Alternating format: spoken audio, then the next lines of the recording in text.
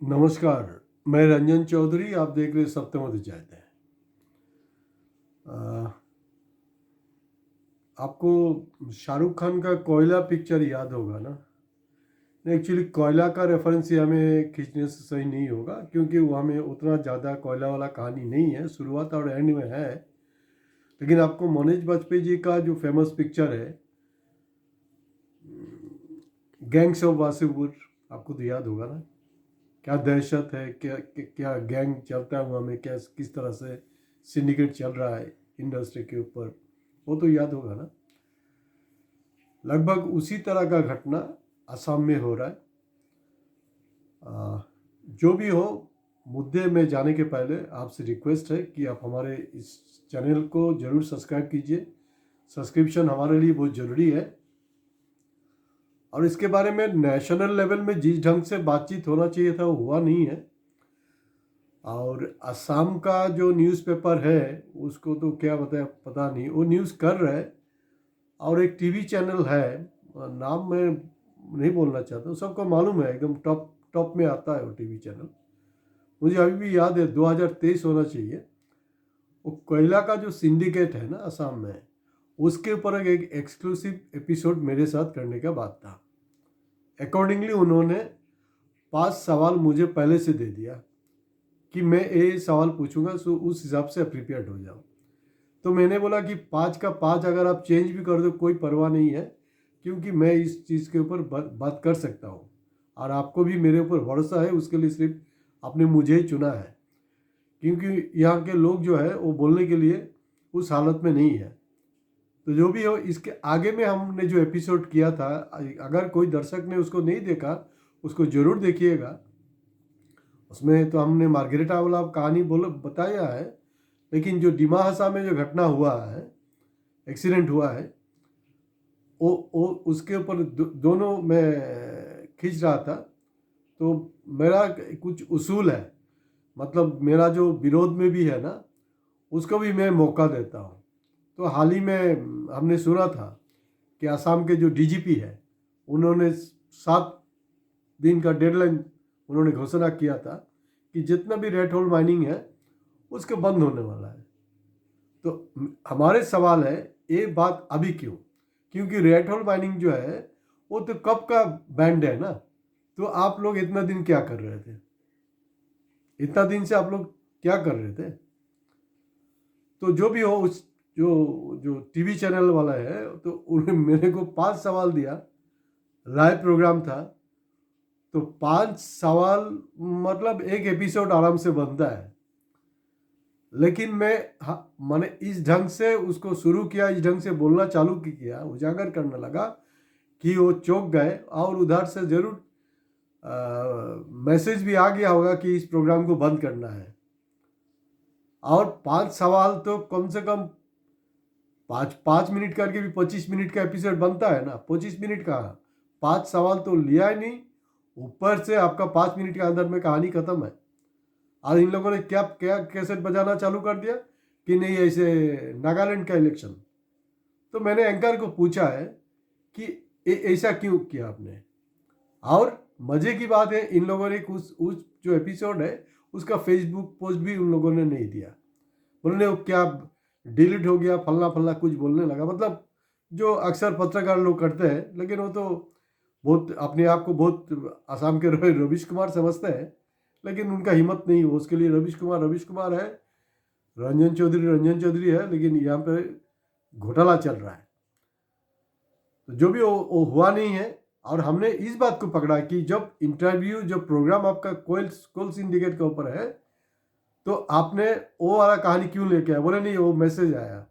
अरे ऐसे कोई बात नहीं है ना, उसके लिए आप उसका आगे पीछे आप एपिसोड कर सकते थे। तो उसके बाद में से हमने बोलना बंद कर दिया, क्योंकि फायदा नहीं है, सब मिले हुए हैं, सब मिले हुए ऐसे लगेगा आपको बहुत। और आपको याद होगा ना, वो जो कोविड का दौरान हमारा मोदी साहब ने क्या कहा था?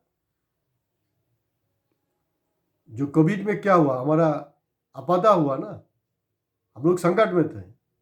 आपदा को कुछ मतलब अच्छे में बदल लो, इस तरह का कुछ डायलॉग बाजी था। क्योंकि उनका बहुत सारा डायलॉग उतना याद नहीं रहता है।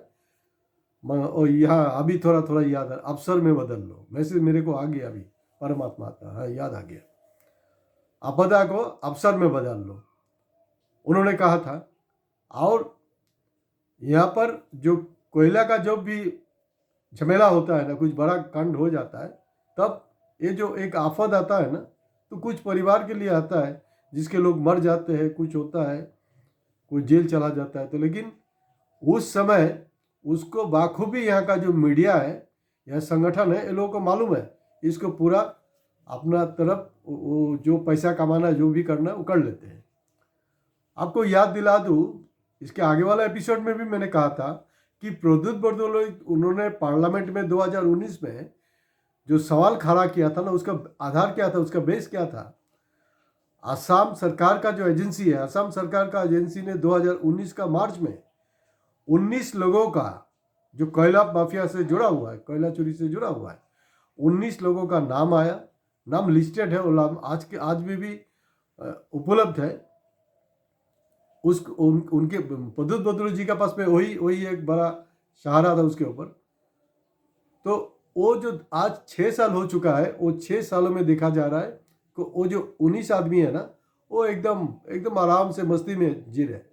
और वहाँ मेरे जैसे लोग को जो हम लोग जो रिस्क लेकर के बात करते हैं ना, हम लोग सरकार का टारगेट में है, हमारे पास कोई सिक्योरिटी नहीं है, लेकिन जो कोल माफिया से कोयला चोरी से जुड़ा हुआ आदमी है, 19 में से मैंने कम से कम ज़्यादातर ही आदमी, मैंने कम से कम 50-60% आदमी को आपका और हमारा जो टैक्स पेयर का जो पैसा है ना, वो पैसा खर्चा करके उनका असम सरकार का सिक्योरिटी दिया गया है। और हिंदुस्तान में जो भी तेल उल मिलता है ना, उसमें हमारा जो सीमित ज्ञान है, इतना ही जानकारी है, ONGC हो चाहे ऑयल इंडिया हो, उसका मालिक वही होता है। फिर कोई के टाइम में कोई रेक दल लीजिए प्राइवेट को दे दिया, जॉइंट वेंचर हो गया, वो अलग बात है। लेकिन जो कोयला है वो बेसिकली कोल इंडिया का अंदर में आता है। लेकिन अभी डबल इंजन का सरकार इतना मजे की काम कर रहे हैं,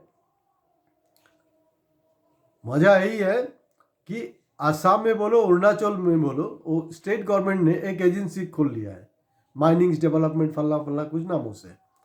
मतलब यहाँ में जो इलीगल जो कारोबार हो कोयला का, उसको लीगलाइज करने के लिए, ये एकदम बहुत भयंकर बात है। और इसके पहले भी मैंने बताया था, जो दिमा हसा में जो घटना हुआ है, घटना में कितने लोग अंदर में अभी भी है, उसका लाश मर चुके हैं, उसका कोई भी ठिकाना नहीं है, अभी भी निकल नहीं पाए, ये लोग परेशान हो गए। लेकिन अगर कोई मिनिस्टर वहाँ में गिर जाते हैं ना, तो बहुत कुछ हो जाता, वो क्या नहीं है।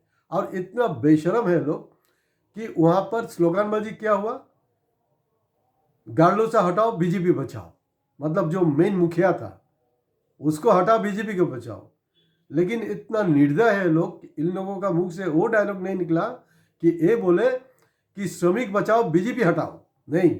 और गार्डोसा साहब का लेटेस्ट पोजीशन क्या पता है?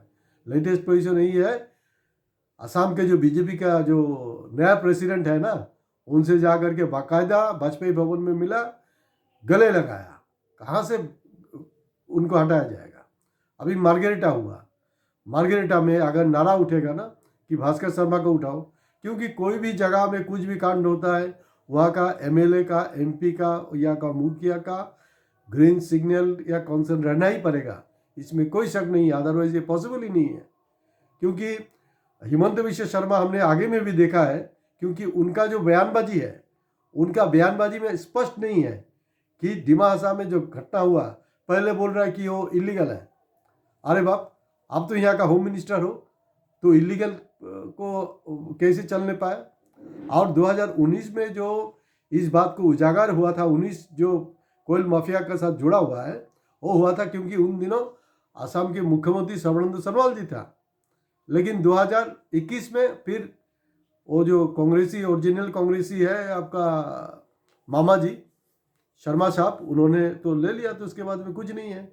और डिमा हसा का जो घटना है उसको टोटल मिस इंटरप्रेट उन्होंने किया है, और भ्रष्टाचार फलना के लेकर के बहुत कुछ बोलते रहते हैं। लेकिन इस बात को लेकर कोई जो मुख्यमंत्री तो छोड़ दीजिए, और ये जो रेड होल माइनिंग का जो बात हम बोल रहे हैं ना, रेड होल माइनिंग जो बैन का बात कर रहे हैं। रेड होल माइनिंग बैंड क्या हुआ? आप मार्गेरेटा सब डिवीजन में आओ, वहाँ में घटना है ही हुआ है। वहाँ जेसीबी लगा करके रेड होल में मिट्टी डाला गया है। अरे बाबा, जो जेसीबी से मिट्टी डाल के उसको बंद किया जाता है वो 2 मिनट का काम है ना, उसको फिर खींच के उसको काम चालू करना है। अभी आज का दिन का जो ताज़ा खबर है, यानी आज 26 तारीख है, 26 जनवरी में ये रिकॉर्डिंग कर रहा हूँ। 25 जनवरी मतलब सैटरडे था। सैटरडे तक मार्गेरेटा सब डिवीजन का अंदर में जितने भी कोयला भट्टी का अंदर में कोयला था ना, इलीगल कोयला था, उसको लेकिन असम की प्रशासन, मुख्यमंत्री और डीजीपी साहब ने जाने दिया है। क्योंकि उनको एनकरेज करना चाहिए था, क्योंकि वहाँ का जो कोयला है कहाँ से आया है, उसका कोई बिना रोक टोक का जा रहा है। और मजे की बात है कि हमने 2023 में नेशनल ग्रीन ट्राइब्यूनल को कंप्लेन दिया था बाकायदा कि ये जो वहाँ में जो भ्रष्टाचार हो रहा है, भ्रष्टाचार के कारण, कोल माफियाओं के कारण जो लूटमार हो रहा है, उससे सिर्फ एयर पोल्यूटेड नहीं हो रहा है, एयर पोल्यूशन के साथ साथ वहाँ का जो समाज है, वहाँ का सोसाइटी है, वो भी पोल्यूटेड हो रहा है। तो जो भी हो 2023 आज अभी 26 होने वाला है, उसका कोई जवाब नहीं है। और इंटरेस्टिंग बात है, असम के जो पोल्यूशन बोर्ड है, असम के पोल्यूशन बोर्ड जा करके वहाँ पर पोल्यूशन के लिए मीटिंग कर रहा है। मीटिंग ऑर्गेनाइज करने वाले कौन है पता है आपको?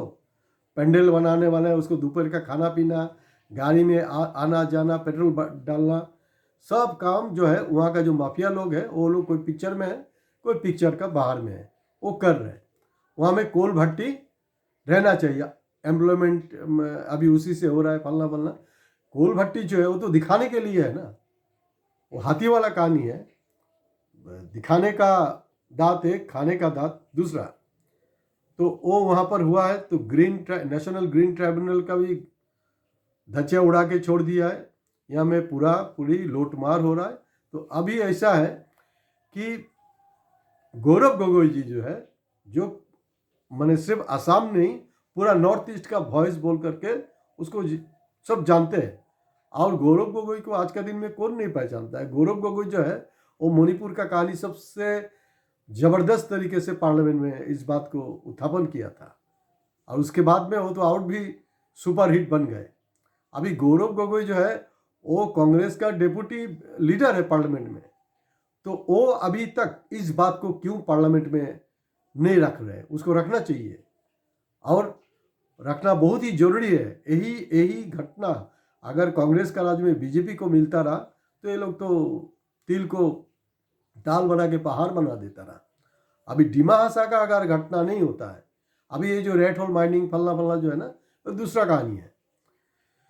डिमा हसा में अगर मतलब वो जो कभी कभी होते हैं ना कि वो केचो खोदने जाएगा तो सांप निकाल आता है, डिमा हसा का अगर घटना नहीं होता तब डीजीपी भी इतना तत्पर नहीं होते, सीएम भी कुछ नहीं बोलता। सीएम का बात तो छोड़ो, वो आज कुछ बोल रहे, कल कुछ बोल रहे, कोई मतलब नहीं है।